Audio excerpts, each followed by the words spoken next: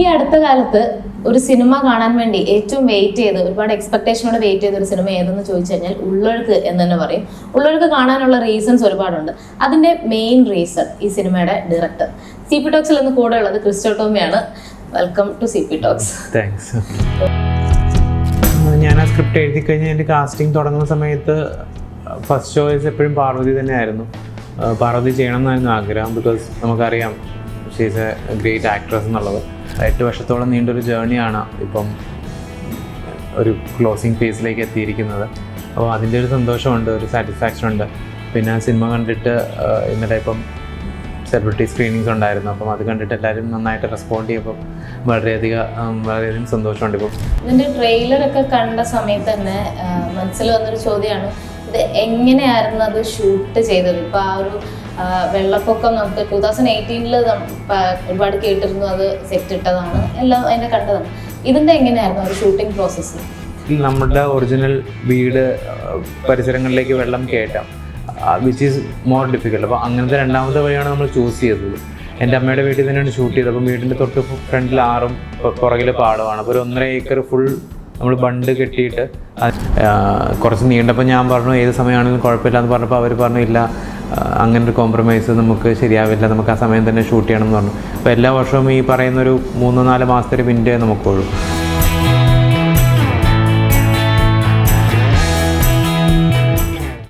ഉള്ളവർക്ക് കാണാനുള്ള main reason ആണെന്ന് ഞാൻ പറഞ്ഞു. അപ്പം പല റീസൺസ് ഉണ്ട്. അതായത് കറിയൻ സൈനൈഡ് എന്ന ഡോക്യുമെന്ററിക്ക് ശേഷം ക്രിസ്റ്റോ ടോമി എന്ന ഡയറക്ടറുടെ അടുത്തൊരു വർക്ക്, പിന്നെ ഉർവശി പാർവതി, ഈ ഒരു കോംബോ എന്നൊക്കെയുള്ള ഒരുപാട് എക്സ്പെക്ടേഷൻ ഉണ്ട്. സോ ഒരു ഡയറക്ടർ എന്ന രീതിയിൽ എന്തൊക്കെയാണ്, ആസ് എ ഡയറക്ടർ പെർസ്പെക്റ്റീവിലുള്ള എക്സ്പെക്ടേഷൻസ് എന്തൊക്കെയാണ്? അങ്ങനെ പ്രത്യേകിച്ച് ഡയറക്ടർ പെർസ്പെക്റ്റീവ് എന്നല്ല, ഞാൻ ഇതിൻ്റെ റൈറ്ററും ഡയറക്ടറുമാണ്. അപ്പം 8 വർഷത്തോളം നീണ്ടൊരു ജേർണിയാണ് ഇപ്പം ഒരു ക്ലോസിങ് ഫേസിലേക്ക് എത്തിയിരിക്കുന്നത്. അപ്പോൾ അതിൻ്റെ ഒരു സന്തോഷമുണ്ട്, ഒരു സാറ്റിസ്ഫാക്ഷൻ ഉണ്ട്. പിന്നെ സിനിമ കണ്ടിട്ട് ഇന്നലെ ഇപ്പം സെലിബ്രിറ്റി സ്ക്രീനിങ്സ് ഉണ്ടായിരുന്നു. അപ്പം അത് കണ്ടിട്ട് എല്ലാവരും നന്നായിട്ട് റെസ്പോണ്ട് ചെയ്യുമ്പോൾ വളരെയധികം സന്തോഷമുണ്ട്. ഇപ്പം റിവ്യൂസൊക്കെ പയ്യെ വരുന്നു. അപ്പം അതൊക്കെ കാണുമ്പം വളരെയധികം സന്തോഷമുണ്ട്. ഒരു ജേർണിയുടെ വലിയൊരു 8 ഇയേഴ്സോളം നീളുന്ന ഒരു സ്ട്രഗിളായിരുന്നു. അപ്പം എന്താ പറയുക, ഹാപ്പിയാണ് ഈ ഒരു ദിവസത്തിൽ. ഇനി നാളെ റിലീസാണ്. അപ്പം അതിൻ്റെ ഒരു ടെൻഷനും കാര്യങ്ങളും ഉണ്ട്. ഈ 8 വർഷത്തെ ഒരു സ്ട്രഗിൾ ആണെന്ന് പറഞ്ഞു. ഇത്രയും വർഷം നീണ്ടുപോയതിൻ്റെ ഒരു റീസൺ, 2018 ബെസ്റ്റ് സ്ക്രീൻ പ്ലേക്കുള്ള ഒരു അവാർഡ് കിട്ടിയിരുന്നു. അത് കഴിഞ്ഞിട്ടും ഇത്രയും വർഷം ഇതിൻ്റെ ഒരു ഡിലേ വന്നതിൻ്റെ ഒരു റീസൺ എന്തായിരുന്നു? എനിക്കൊന്ന് ഒരുപാട് റീസൺസ് ഉണ്ടാവാം. മെയിൻലി 1-2 കാര്യങ്ങളാണ് എനിക്ക് തോന്നിയിട്ടുള്ളത്. ഒന്ന്, കോവിഡ്. ഞങ്ങൾ നേരത്തെ ഷൂട്ട് ചെയ്യാൻ ഇരുന്നതാണിത്. 2021 ഷൂട്ട് ചെയ്യാൻ പോകുമ്പോഴത്തേക്കും കോവിഡ് വന്നു, ലോക്ക്ഡൗൺ ആയിരുന്നു. പിന്നെ ഈ സിനിമയ്ക്ക് ഷൂട്ട് ചെയ്യാൻ വേണ്ടി വളരെ ചെറിയൊരു വിൻഡോ ഉണ്ടായിരുന്നുള്ളൂ. മൺസൂണിലാണ് ഞങ്ങൾക്ക് ഷൂട്ട് ചെയ്യുന്നത്. കാരണം വെള്ളപ്പൊക്കവും മഴയൊക്കെ ഉള്ളത് കാരണം ജൂൺ തൊട്ട് സെപ്റ്റംബർ വരെ ഇരുന്ന ഒരു കാലത്താണ് നമുക്ക് ഷൂട്ടിംഗ് നമുക്ക് ഏറ്റവും നന്നായിട്ട് വരിക. DOPക്ക് ആണെങ്കിലും ആ ഒരു എൻവയോൺമെൻറ്റിൽ ഷൂട്ട് ചെയ്യണം എന്നായിരുന്നു. നമ്മുടെ പ്രൊഡ്യൂസേഴ്സിനാണെങ്കിലും ഏറ്റവും നല്ല ഒരു എൻവയോൺമെൻറ്റിൽ സിനിമ ഷൂട്ട് ചെയ്യണം. കുറച്ച് നീണ്ടപ്പോൾ ഞാൻ പറഞ്ഞു ഏത് സമയമാണെങ്കിലും കുഴപ്പമില്ല എന്ന് പറഞ്ഞപ്പോൾ അവർ പറഞ്ഞു ഇല്ല, അങ്ങനൊരു കോംപ്രമൈസ് നമുക്ക് ശരിയാവില്ല, നമുക്ക് ആ സമയം തന്നെ ഷൂട്ട് ചെയ്യണം എന്ന് പറഞ്ഞു. അപ്പോൾ എല്ലാ വർഷവും ഈ പറയുന്നൊരു 3-4 മാസത്തെ വിൻഡേ നമുക്കുള്ളൂ. അതേ സമയത്താണ് കോവിഡ് സംഭവിക്കുന്നത്. അപ്പം കോവിഡ് സംഭവിച്ചിട്ട് ആ സമയത്ത് ഭയങ്കര കെയോസ് ആയിരുന്നു, ലോക്ക്ഡൗൺ ആയിരുന്നു. അപ്പം ആ വർഷങ്ങളിൽ ഷൂട്ട് ചെയ്യാൻ പാടായിരുന്നു. ഞങ്ങളൊരിക്കൽ പ്രീ പ്രൊഡക്ഷനൊക്കെ ചെയ്ത് ഷൂട്ടിങ്ങിൻ്റെ ഒരു 10 ദിവസം കൂടെ കഴിഞ്ഞ് ഷൂട്ടിംഗ് എത്തുന്നൊരവസ്ഥയിൽ പ്രോജക്റ്റ് ഫെലപ്പാർട്ട് ചെയ്തു. അപ്പോൾ വീണ്ടും അത് മൗണ്ട് ചെയ്ത് എടുക്കേണ്ടി വന്നു. അതൊരു വർഷം എടുത്തു അത് വീണ്ടും മൗണ്ട് ചെയ്തെടുക്കാൻ. കോവിഡൊക്കെ ഒന്ന് കുറഞ്ഞ് ലോക്ക്ഡൗണൊക്കെ റിലാക്സ് ആയ ഒരു സമയത്താണ് വീണ്ടും ഞങ്ങൾക്ക് ഷൂട്ട് ചെയ്യാൻ പറ്റുന്നത്. പിന്നെ ഇതിൻ്റെ ഒരു ക്രൂ ഒക്കെ വളരെ വലിയൊരു എന്ന് വെച്ചാൽ നമുക്ക് ചെറിയ രീതിയിൽ ഇത് ചെയ്യാനും പറ്റി, തീരെ ചെറിയ രീതിയിൽ ചെയ്യാനും പറ്റില്ല. ഇതിന് പ്രത്യേകം ബഡ്ജറ്റും ഒരു പ്രൊഡക്ഷൻ സപ്പോർട്ടും ഒക്കെ ആവശ്യമുണ്ട്, മഴയും വെള്ളപ്പൊക്കെ ഉള്ളത് കാരണം. പിന്നെയുള്ള റീസൺ എനിക്കൊന്ന് ഫീമെയിൽ ലെഡ് പ്രോജക്റ്റ് ആയതുകൊണ്ട് അത് മൗണ്ട് ചെയ്യാൻ കുറച്ച് സമയമെടുത്തു. മെയിൽ സ്റ്റാർസ് ആയിട്ട് അല്ലാതെ 2 ഫീമെയിൽ ലീഡ്സ് ആയത് കാരണം ഒരു പ്രത്യേക തരത്തിലുള്ള ബഡ്ജറ്റ് ഈ പ്രോജക്റ്റ് ആവശ്യപ്പെടുന്നുണ്ട്. ബിക്കോസ് ഓഫ് ഫ്ലഡ്സും മഴയും ഒക്കെ കാരണം. അതുകൊണ്ട് ആ ഫണ്ടിങ്ങിലേക്ക് എത്താൻ, ആ ഫണ്ടിങ് സെക്യൂർ ചെയ്യാൻ കുറച്ച് ടൈം എടുത്തു. അപ്പം ഇതൊക്കെയാണ് എനിക്ക് തോന്നുന്നത് ഒരു റീസൺസ് എന്ന് പറയുന്നത്. പിന്നെ ഈ പറഞ്ഞ പോലെ പോസ്റ്റ് പ്രൊഡക്ഷൻ കുറച്ച് സമയം എടുത്തു because of various reasons. RSVP ആണെങ്കിലും ഇവിടെ അവരൊരു ഫിലിം തിയേറ്ററിൽ റിലീസ് ചെയ്തിട്ടില്ല. ഫസ്റ്റ് ടൈമാണ് മലയാളം ഫിലിം അവർ തിയേറ്ററിൽ റിലീസ് ചെയ്യുന്നത്. അപ്പം അവർക്ക് ഈ മാർക്കറ്റ് ഒക്കെ പഠിച്ചെല്ലാം ഫിഗർ ഔട്ട് ചെയ്തിട്ടാണ് അവർ സ്റ്റാർട്ട് ചെയ്യുന്നത് പോലും.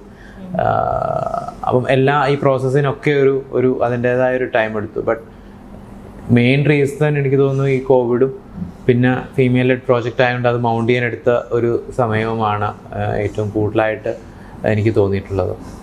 ഇതിൻ്റെ ട്രെയിലറൊക്കെ കണ്ട സമയത്ത് തന്നെ മനസ്സിൽ വന്നൊരു ചോദ്യമാണ്, ഇത് എങ്ങനെയായിരുന്നു അത് ഷൂട്ട് ചെയ്തത്? ഇപ്പോൾ ആ ഒരു വെള്ളപ്പൊക്കം നമുക്ക് 2018 ഒരുപാട് കേട്ടിരുന്നു, അത് സെറ്റ് ഇട്ടതാണ്, എല്ലാം അതിൻ്റെ കണ്ടതാണ്. ഇതിൻ്റെ എങ്ങനെയായിരുന്നു ഒരു ഷൂട്ടിംഗ് പ്രോസസ്സ്? ഷൂട്ടിംഗ് പ്രോസസ്സ് ഡിഫിക്കൽട്ടായിരുന്നു. കാരണം ഞങ്ങളിത് ഷൂട്ട് ചെയ്യാൻ തുടങ്ങുമ്പോഴത്തേക്കും 2-3 വഴികളുണ്ട് നമുക്ക് വെള്ളപ്പൊക്കം ക്രിയേറ്റ് ചെയ്യാനായിട്ട്. ഒന്ന് നമ്മൾ വെള്ളമുള്ള സ്ഥലത്തേക്ക് അവിടെ പോയി സെറ്റ് ഇടാം. എന്ന് വെച്ചാൽ വെള്ളം എളുപ്പം കയറ്റാൻ പറ്റുന്ന പാടം അല്ലെങ്കിൽ അങ്ങനത്തെ സ്ഥലത്ത് നമുക്ക് സെറ്റ് ഇട്ടിട്ട് വെള്ളം ക്രിയേറ്റ് ചെയ്യാം. അല്ലെങ്കിൽ നമ്മുടെ ഒറിജിനൽ വീട് പരിസരങ്ങളിലേക്ക് വെള്ളം കയറ്റാം, വിച്ച് ഈസ് മോർ ഡിഫിക്കൽട്ട്. അപ്പോൾ അങ്ങനത്തെ രണ്ടാമത്തെ വഴിയാണ് നമ്മൾ ചൂസ് ചെയ്തത്. എൻ്റെ അമ്മയുടെ വീട്ടിൽ തന്നെയാണ് ഷൂട്ട് ചെയ്തത്. അപ്പം വീടിൻ്റെ തൊട്ട് ഫ്രണ്ടിൽ 6 പുറകിൽ പാടമാണ്. അപ്പോൾ ഒരു 1.5 ഏക്കർ ഫുൾ നമ്മൾ ബണ്ട് കെട്ടിയിട്ട് അതിനകത്തേക്ക് വെള്ളം പമ്പ് ചെയ്ത് ഈ കൃഷിക്ക് ഉപയോഗിക്കുന്ന വലിയ പമ്പുകളുണ്ട്, ആ പമ്പ് സെറ്റ് കൊണ്ടുവന്നിട്ട് പമ്പ് ചെയ്ത് കയറ്റുകയാണ് ചെയ്യുന്നത്. അപ്പം എത്രയോ മണിക്കൂറുകൾ പമ്പ് ചെയ്യുമ്പോഴാണ് ഇതിനകത്തൊരു വെള്ളപ്പൊക്കം വരുന്നത്. എനിക്കൊന്ന് 7-8 മണിക്കൂർ. പിന്നെ ഞങ്ങൾ സിങ് സൗണ്ടുമാണ് ചെയ്തത്. അതുകൊണ്ട് തന്നെ ഫിലിം ഷൂട്ടിങ്ങിൻ്റെ സമയത്ത് നമുക്ക് വെള്ളം പമ്പ് ചെയ്യാൻ പറ്റില്ല, കാരണം സൗണ്ടിൻ്റെ പ്രശ്നം ഉണ്ടാവും. അങ്ങനെ തലേ ദിവസം ഈ എന്താണ് അടുത്ത ദിവസത്തെ ചാട്ടെന്ന് മനസ്സിലാക്കി അവർ 8 മണിക്കൂർ 9 മണിക്കൂർ രാത്രി മൊത്തം പമ്പ് ചെയ്ത് വരും. അപ്പോൾ രാവിലെ വരുമ്പം വെള്ളപ്പൊക്കമായിരിക്കും. അത് നമുക്ക് ഓരോ വെള്ളപ്പൊക്കത്തിന് ഓരോ ലെവലുണ്ട്, ലെവൽ 1, ലെവൽ 2, ലെവൽ 3. ആ പറയുന്ന ലെവൽ അനുസരിച്ച് അവർ വെള്ളം ആ ലെവലിലേക്ക് എത്തിക്കും. പിന്നെ അതുപോലെ തന്നെ കുറേ സീൻസൊക്കെ നമ്മൾ ഒറിജിനൽ വെള്ളപ്പൊക്കത്തിലാണ് ഷൂട്ട് ചെയ്തത്. അതും ഡിഫിക്കൽട്ടായിരുന്നു. കാരണം ആ വെള്ളപ്പൊക്കമുള്ള സമയത്ത് ആ സ്ഥലത്തേക്ക് എത്തിപ്പെടാനും ആക്ടേഴ്സിനെ കൊണ്ടെത്താനും ജിബും ക്യാമറ എക്യുപ്മെൻറ്റ്സും ഒക്കെ ആയിട്ട് എത്താനും പാടായിരുന്നു. അതും ചലഞ്ചിങ് ആയിരുന്നു. പിന്നെ ഓഫ് കോഴ്സ് ഡേഞ്ചറസുമാണ്, അത്രയും ഒഴുക്കും വെള്ളമൊക്കെ ഉള്ളതുകൊണ്ട് നമുക്ക് അപകടങ്ങൾ സംഭവിക്കാം. അപ്പം സിനിമയിൽ നമുക്ക് ഈ രണ്ടിൻ്റെയും ഒരു മിക്സ് കാണാൻ പറ്റും, ഒറിജിനൽ വെള്ളപ്പൊക്കവും നമ്മൾ ക്രിയേറ്റ് ചെയ്ത വെള്ളപ്പൊക്കവും. ഉർവശി ചേച്ചി പറഞ്ഞിട്ടുണ്ടായിരുന്നു കുറേ മണിക്കൂർ വെള്ളത്തിൽ നിന്നിട്ട് കാലൊക്കെ കുറച്ച് പ്രശ്നമായിരുന്നു. ഇപ്പം ഈ ഉർവശി ചേച്ചി, അലൻസ ചേട്ടൻ, അവരുടെ മാത്രമല്ല എല്ലാവരുടെയും വെള്ളത്തിൽ നിൽക്കുമ്പോഴുള്ള ഹെൽത്തും അങ്ങനെയുള്ള ഒരുപാട് പ്രശ്നങ്ങളും വരുന്നില്ല. അതൊക്കെ എങ്ങനെയായിരുന്നു ഫേസ് ചെയ്തത്? അതെ, എല്ലാവർക്കും ബുദ്ധിമുട്ടായിരുന്നു. ചേച്ചിക്കൊക്കെ പറഞ്ഞ പോലെ എനിക്കൊന്ന് ഇപ്പോഴും കാണുമ്പോഴും പറയാം, ചേച്ചിക്ക് ഞാൻ ബുദ്ധിമുട്ട് മാറിയിട്ടില്ല. അതുപോലെ തന്നെ ലൈറ്റ് ബോയ്സ് ഒരുപാട് നേരം വെള്ളത്തിൽ നിൽക്കേണ്ടി വന്നിട്ടുണ്ട്. അപ്പോൾ അവർക്കുമൊക്കെ ഷൂട്ടിങ്ങിൻ്റെ സമയത്ത് തന്നെ ബുദ്ധിമുട്ടായിരുന്നു. ചില സമയത്തൊക്കെ വീടിൻ്റെ അകത്തും വെള്ളം ഉണ്ടാവും. അപ്പം എൻ്റെ അടുത്ത് ചില സീൻ തുടങ്ങുന്നതിന് മുമ്പ് ചോദിക്കും, ഇവിടെ വെള്ളം വേണോ, കാരണം ഫ്രെയിമിൽ വെള്ളം കാണില്ല. അപ്പം പക്ഷേ നമുക്ക് സിനിമ കാണുമ്പോൾ അറിയാം, വെള്ളം ഫ്രെയിമിലില്ലെങ്കിൽ പോലും ആ വെള്ളത്തിൻ്റെ റിഫ്ലക്ഷൻ, ലൈറ്റ് റിഫ്ലക്ഷൻ നമുക്ക് വോൾസിലൊക്കെ കാണാൻ പറ്റും. അപ്പം ഞാൻ പറയും വെള്ളം വേണം എന്ന് പറയും. അങ്ങനെ അപ്പോൾ അതെല്ലാവർക്കും ബുദ്ധിമുട്ടാണ്. വെള്ളത്തിൽ നിന്നുകൊണ്ട് കാര്യങ്ങൾ ചെയ്യുമ്പോൾ നമുക്ക് പറയുമ്പോൾ കുറച്ച് എളുപ്പമാണെന്ന് തോന്നും. നമ്മൾ റിയലി വെള്ളത്തിനകത്ത് നിന്ന് കഴിയുമ്പോൾ അത് ഭയങ്കര ഇറിറ്റേറ്റിങ്ങും ഭയങ്കര ബുദ്ധിമുട്ടുള്ളൊരു കാര്യമായിട്ട് മാറും. പിന്നെ പല സമയത്തും നമ്മൾ ഫുൾ ഡ്രസ്സൊക്കെ നനഞ്ഞിട്ട് രാവിലോട്ട് ഇരിക്കണം. രാവിലോട്ട് ആ വെള്ളത്തിൻ്റെ നനവോട് കൂടിയാണ് നമ്മൾ ഭക്ഷണം കഴിക്കാൻ പോകുന്നതും ഒക്കെ. അപ്പോൾ അത് ഭയങ്കര കുറച്ച് ബുദ്ധിമുട്ടാണ്. പിന്നെ ഈ പറഞ്ഞ പോലെ വെള്ളമൊക്കെ നമ്മളിപ്പോൾ കാണുന്ന ഷോട്ട് ഒരൊറ്റ ഷോട്ടാണ്, വെള്ളത്തിൻ്റെ ഷോട്ടാണെങ്കിൽ ആ വെള്ളം അവിടെ എത്തിക്കാൻ ഭയങ്കര പാടായിരുന്നു. ഒരു സ്ഥലത്തുനിന്ന് വെള്ളം പൊക്കി ആൾക്കാർ പൊക്കി റോഡിൽ കൂടെ കയറ്റി അപ്പുറത്ത് എത്തിക്കുകയാണ്. അപ്പോൾ അതിനൊക്കെ എല്ലാവരും ഭയങ്കരമായിട്ട് ഇൻവോൾവായിട്ട് ചെയ്തിട്ടുണ്ട്. ഈവൻ നമ്മുടെ DOP ആണെങ്കിലും ഒന്നും നോക്കാതെ ചെളിയിലേക്ക് ഇറങ്ങി വെള്ളം പൊക്കുക, അല്ലെങ്കിൽ നമ്മുടെ ഡിക്സൺ ചേട്ടനാണെങ്കിലും എല്ലാവരും അതിൻ്റെ കൂടെ നിന്ന് ആ പ്രോസസ്സ് ചെയ്തിട്ടുണ്ട്. ഇതിൽ ഉർവശി ചേച്ചിയും പാർവതിയും വേണം എന്ന് തന്നെ ഉള്ളൊരു, അവരെ ഈ റോളിന് കറക്റ്റ് ആവുള്ളൂ എന്നൊരു സ്റ്റേറ്റ്മെന്റ് ഉണ്ടായിരുന്നു. അതിനുവേണ്ടി ആദ്യം രണ്ടുപേരും, പാർവതി പറഞ്ഞിട്ടുണ്ടായിരുന്നു പാർവതിക്ക് ആദ്യം ഇത് കേട്ടപ്പോൾ ഇത് എടുത്താൽ പൊങ്ങാത്ത പോലെ തോന്നിയെന്ന്. ഉർവശി ചേച്ചിയും ഇമോഷണലി ആ ക്യാരക്ടറിനോടുള്ളൊരു അറ്റാച്ച്മെന്റ് തോന്നണം എന്നൊക്കെ പറഞ്ഞിട്ടുണ്ടായിരുന്നു. എന്തുകൊണ്ടാണ് ഇവർ തന്നെ മതി എന്ന് തീരുമാനിക്കാനുള്ള കാരണം? ഞാൻ ആ സ്ക്രിപ്റ്റ് എഴുതി കഴിഞ്ഞ് എൻ്റെ കാസ്റ്റിംഗ് തുടങ്ങുന്ന സമയത്ത് ഫസ്റ്റ് ചോയ്സ് എപ്പോഴും പാർവതി തന്നെയായിരുന്നു. പാർവതി ചെയ്യണം എന്നായിരുന്നു ആഗ്രഹം. ബിക്കോസ് നമുക്കറിയാം ഷീസ് എ ഗ്രേറ്റ് ആക്ട്രസ് എന്നുള്ളത്. പക്ഷേ ആ സമയത്ത് ആദ്യം അത് ഇൻറ്റൻസ് ആയതുകൊണ്ട് പാർവതി ചെയ്യാനൊരു മടിയുണ്ടായിരുന്നു. പിന്നെയും എനിക്ക് തോന്നുന്നു 2 വർഷത്തിന് ശേഷം വീണ്ടും അപ്രോച്ച് ചെയ്തപ്പോഴാണ് പാർവതി അതിലേക്ക് തയ്യാറായി മുന്നോട്ട് വരുന്നത്. ചേച്ചിയാണെങ്കിലും ഈ പറഞ്ഞ പോലെ ചേച്ചി സിനിമയിൽ നിന്ന് മാറി നിന്നൊരു സമയത്താണ് നമ്മൾ ഇതിൻ്റെ സ്ക്രിപ്റ്റിൻ്റെ ഡിസ്കഷനൊക്കെ തുടങ്ങുന്നത്. അപ്പം ഷഹനാദിനോടാണ് ഡിസ്കസ് ചെയ്യുന്ന സമയത്ത് ഷഹനാദാണ് ചേച്ചിയുടെ പേര് പറയുന്നത്. ഷഹനാദ് ചെയ്യാനൊരു സിനിമയിൽ ചേച്ചി ഒരു പ്രധാനപ്പെട്ട ക്യാരക്ടർ ചെയ്യാനിരിക്കുകയും ആ സിനിമ നീണ്ടുപോവുകയും ചെയ്തു. അങ്ങനെ ചേച്ചി പോയി കണ്ടു, സംസാരിച്ച് ചേച്ചിയും കഥ ഇഷ്ടപ്പെട്ടു. പിന്നെ നമുക്ക് ഇവരല്ലാതെ ഈ സിനിമ നമുക്ക് ആലോചിക്കാൻ പറ്റാത്ത ഒരു അവസ്ഥയായിരുന്നു. ഇപ്പോൾ സിനിമ കണ്ടാലും അറിയാം, എനിക്ക് തോന്നുന്നു അവരുടെ രണ്ടുപേരുടെയും ക്യാരക്ടേഴ്സ് ഇറിപ്ലേസിബിൾ ആണ്. കാരണം എനിക്ക് തോന്നുന്നില്ല വേറെ ആർക്കും അത് അത്ര നന്നായി ചെയ്യാൻ പറ്റുമെന്ന്. കാരണം അവർക്ക് ഒരു ടൈലർ മെയ്ഡ് റോളാണ് ഇതെന്ന് എനിക്ക് തോന്നുന്നു. പിന്നെ ഓഫ് കോഴ്സ് ഇവർ രണ്ടുപേരും ഒന്നിക്കുന്നുള്ള കാര്യം ഇതുവരെ ഒന്നിക്കാത്തത് ഇപ്പം നന്നായെന്ന് എനിക്ക് തോന്നുന്നു. കാരണം ഈ സിനിമയിലോട്ടാണ് ആദ്യമായിട്ട് ഇത്രയും നാൾ രണ്ടുപേരും ഒരുപാട് നാൾ ഇൻഡസ്ട്രിയിലുണ്ടെങ്കിൽ ആദ്യമായിട്ട് ഒരുമിച്ച് സ്ക്രീൻ ഷെയർ ചെയ്യുകയും ഇത്രയും ഒരു മുഴുനീള സിനിമ മൊത്തം ഈ രണ്ട് ക്യാരക്ടേഴ്സിൻ്റെ റിലേഷൻഷിപ്പാണ് ഫിലിം. ഓഫ് കോഴ്സ് വേറെ ക്യാരക്ടേഴ്സ് ഉണ്ടെങ്കിൽ പോലും ഇവരിലൂടെയാണ് ഈ കഥ പോകുന്നത്. അപ്പം ഈ സിനിമയിലൂടെ അവർ ഇത്രയും സ്ട്രോങ് ആയിട്ടുള്ള രണ്ട് ക്യാരക്ടേഴ്സായിട്ട് എനിക്ക് കൊണ്ടുവരാൻ പറ്റിയെന്നുള്ള വളരെയധികം സന്തോഷം തരുന്നൊരു കാര്യമാണ്. ഉർവശി ചേച്ചിയുടെ ഒരുപാട് പറഞ്ഞിട്ടുള്ളതാണ്, ചേച്ചി നേരത്തെയൊക്കെ ഒരു സിനിമ ചെയ്യുമ്പം ആ ഒരു ക്യാരക്ടറിൽ ആക്ഷൻ പറയുന്നതിന് മുൻപ് വരെ വേറെ കാര്യങ്ങളിൽ ചിരിച്ച് കളിച്ച് അങ്ങനെയൊക്കെ നടന്നിട്ട് ആക്ഷൻ ടു കട്ടിനകത്ത് മാത്രമേ ക്യാരക്ടർ അഡാപ്റ്റ് ചെയ്യുന്നുണ്ടായിരുന്നുള്ളൂ. പക്ഷെ ഇതിലേക്ക് വന്നപ്പോൾ കുറച്ച് ഡിഫറെൻ്റ് ആയിരുന്നു. ആ ക്യാരക്ടറായിട്ട് ഭയങ്കര ഇമോഷണൽ ആവുന്നുണ്ടായിരുന്നു എന്നൊക്കെ പറയുന്നുണ്ടായിരുന്നു. അപ്പം നമുക്കതൊക്കെ ആ ഓരോ ഉർവശി ചേച്ചിയുടെ ഓരോ ഇന്റർവ്യൂസ് കാണുമ്പോഴും നമുക്കത് ആ സിനിമ കാണാനുള്ള എക്സ്പെക്ടേഷൻ വീണ്ടും വീണ്ടും വന്നുകൊണ്ടിരിക്കുകയാണ്. അപ്പം ഈ കഥയുടെ തുടക്കം അതായത് റിയൽ ലൈഫിൽ നടന്നിട്ടുള്ള ഒരു ചെറിയ ഇൻസിഡന്റിൽ നിന്ന് എടുത്തിട്ടുള്ളതാണെന്ന് പറഞ്ഞു. ഇതിന്റെ തുടക്കം എവിടെ നിന്നാണ് സ്റ്റാർട്ട് ചെയ്തത്? കഥയുടെ തുടക്കം കഥ ആദ്യമായിട്ട് ആലോചിച്ച് തുടങ്ങുന്നത് എൻ്റെ അമ്മയുടെ വീട്ടില് കുട്ടനാടാണ് എൻ്റെ അമ്മയുടെ വീട്. അപ്പോൾ അവിടെ എല്ലാ വർഷവും വെള്ളം പൊങ്ങും. കേരളത്തിലുള്ളവർ ശരിക്കും വെള്ളപ്പൊക്കം മനസ്സിലാക്കിയത് 2018 ശേഷമായിരിക്കും. പക്ഷെ ഞങ്ങളുടെ ലൈഫിൻ്റെ ഒരു ഭാഗം തന്നെയായിരുന്നു വെള്ളപ്പൊക്കം എന്ന് പറയുന്നത്. എല്ലാ മഴക്കാലത്തും അവിടെ വെള്ളം പൊങ്ങും. അപ്പോൾ ഞങ്ങൾ കുട്ടികൾ അവിടെ പോയി കളിക്കുകയൊക്കെ ചെയ്യുന്നതാണ്. പക്ഷേ 2005 വെള്ളപ്പൊക്ക സമയത്താണ് എൻ്റെ അച്ചാച്ചൻ മരിക്കുന്നത്. വെള്ളപ്പൊക്കം ആയതുകൊണ്ട് അടക്കാൻ പറ്റിയില്ല. അങ്ങനെ ഞങ്ങൾ ആ വീട്ടിൽ വെയിറ്റ് ചെയ്തു അടക്കിനായിട്ട്. അതിനുശേഷം ഒരു 8-9 ദിവസത്തിന് ശേഷമാണ് അടക്കാൻ പറ്റിയത്. അപ്പോൾ അന്നേ അത് ഭയങ്കരമായിട്ട് എന്നെ ഹോണ്ട് ചെയ്യുകയും സിനിമയെ പറ്റി ആലോചിക്കുന്ന സമയത്ത് ഇതായിരിക്കണം ആദ്യ സിനിമ എന്ന് വിചാരിച്ചിരുന്നു. പിന്നെ 2016 ഇൻസ്റ്റിറ്റ്യൂട്ടിൽ നിന്ന് വന്നതിന് ശേഷമാണ് ഇതിൻ്റെ എഴുത്തും കാര്യങ്ങളും തുടങ്ങുന്നത്. അങ്ങനെയാണ് ഈ ഒരു പ്രൊമാക്സിൽ ഈ സിനിമ ചെയ്യണമെന്ന് ഞാൻ വിചാരിക്കുന്നത്. മനസ്സിലുണ്ടായിരുന്ന ആ ഒരു ഔട്ട്പുട്ട് തന്നെ സിനിമയുടെ ഫൈനലിൽ നിന്ന് കിട്ടിയിട്ടുണ്ടോ? തീർച്ചയായിട്ടും. എന്താ പറയുക, നമ്മൾ വിചാരിച്ചതിനെക്കാട്ടിലൊക്കെ മേളിലായിട്ട് വന്നിട്ടുണ്ട്. പ്രത്യേകിച്ച് നമ്മൾ എഴുതി വെക്കുന്ന ഒരു സീൻ ഈ രണ്ട് ആക്ടേഴ്സ് പെർഫോം ചെയ്യുമ്പോൾ അവരതിനെ ഭയങ്കരമായിട്ട് എലിവേറ്റ് ചെയ്യും. നമ്മളും ആ സീൻ ഇവരെ പെർഫോം ചെയ്യുന്നത് കണ്ടിട്ട് നമ്മളും സ്റ്റണ്ടായിട്ട് നിന്ന് പോയിട്ടുള്ള സീൻസ് ഉണ്ട്. അപ്പം വിചാരിച്ചതിനെക്കാട്ടിലൊക്കെ പിന്നെ ഈ പറഞ്ഞ പോലെ ഇതിൻ്റെ ക്രൂവും ഒക്കെ ആണെങ്കിലും ഏറ്റവും നല്ല എല്ലാ ഡിപ്പാർട്ട്മെൻറ്റിലും ആ ഡിപ്പാർട്ട്മെൻറ്റിലെ ഏറ്റവും ഒരുപാട് എക്സ്പീരിയൻസ് ഉള്ള ആൾക്കാരുടെ കൂടെയാണ് വർക്ക് ചെയ്യാൻ പറ്റിയത്. ഒരുപാട് നല്ല വർക്ക് ചെയ്യുന്ന ആൾക്കാരുടെ കൂടെയാണ് വർക്ക് ചെയ്യാൻ പറ്റിയത്. അപ്പോൾ ഒരു ഫസ്റ്റ് ഫിലിമിൽ തന്നെ ഇത്രയും ഒക്കെ ഒത്തുവരിക എന്ന് പറഞ്ഞത് ഈസി അല്ല.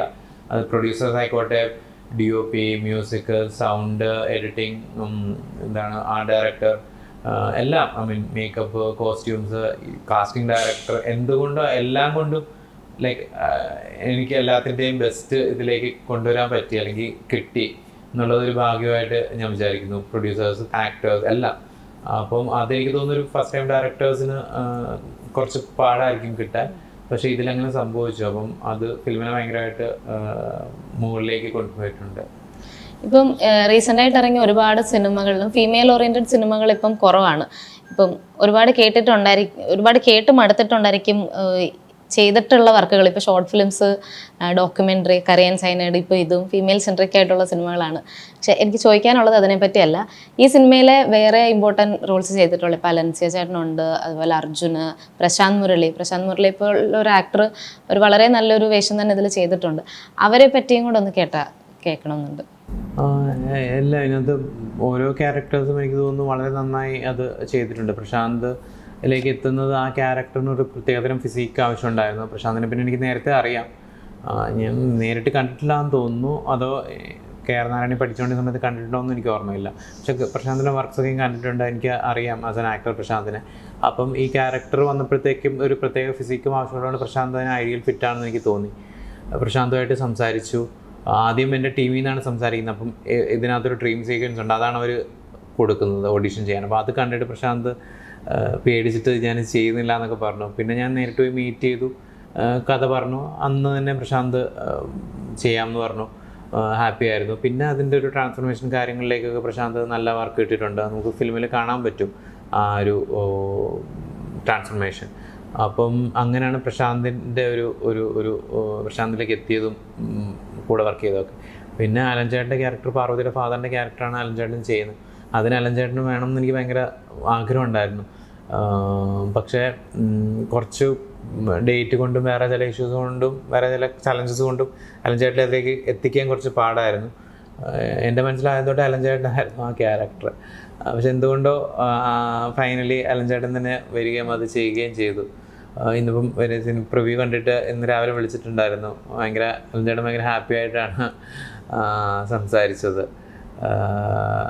അതാണ്. പിന്നെ ഓരോ ക്യാരക്ടേഴ്സിനും ഇപ്പം പാർവതിയുടെ അർജുൻ ചെയ്ത ക്യാരക്ടർ, അർജുനാണെങ്കിലും കാസ്റ്റിംഗ് വർഷയാണ് ചെയ്തത്. വർഷയാണെങ്കിലും ഒരുപാട് വലിയ ഫിലിംസ് തമിഴിൽ ചെയ്യുന്ന ഒരാളാണ്. ഹണിയുടെയും അഭിഷേകം പ്രൊഡ്യൂസ് ചെയ്ത Killer Soup, Abhishek director Killer സൂപ്പിൻ്റെ കാസ്റ്റിംഗ് വർഷയായിരുന്നു. അങ്ങനെ ഹണിയാണ് വർഷേനെ ഈ പ്രോജക്റ്റിലേക്ക് കൊണ്ടുവരുന്നത്. വർഷയാണെങ്കിലും ഒരുപാട് പ്രാവശ്യം കേരളത്തിൽ വരികയും ഒരുപാട് ഇതിനു വേണ്ടി വർക്ക് ചെയ്തിട്ടുണ്ട്.